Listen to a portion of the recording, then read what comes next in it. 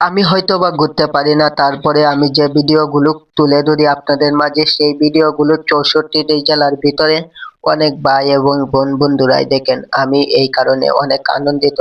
এক সময়টাতে ভালো ছিলাম, হাঁটা চলা করতে পারতাম। একটি দুর্ঘটনার কারণে এখন বর্তমানে হুইল চেয়ারই হলো আমার সম্বল। এইখানে বসে থেকেই প্রত্যেক দিনেই ভিডিওগুলো তুলে ধরার চেষ্টা করি। আজকের এই ভিডিওটা হলো অন্যরকম, সরিষা ক্ষেতের।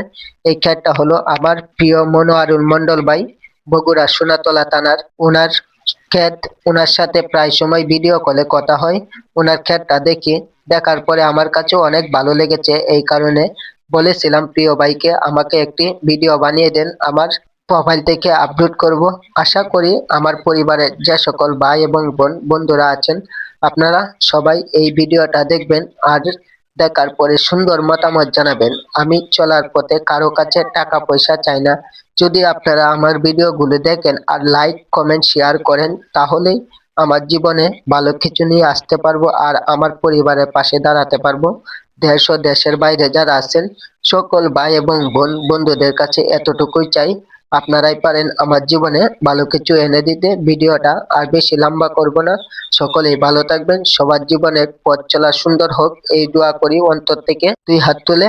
প্রিয় পরিবার, আসসালামু আলাইকুম ওয়া রাহমাতুল্লাহি ওয়া বারাকাতুহু।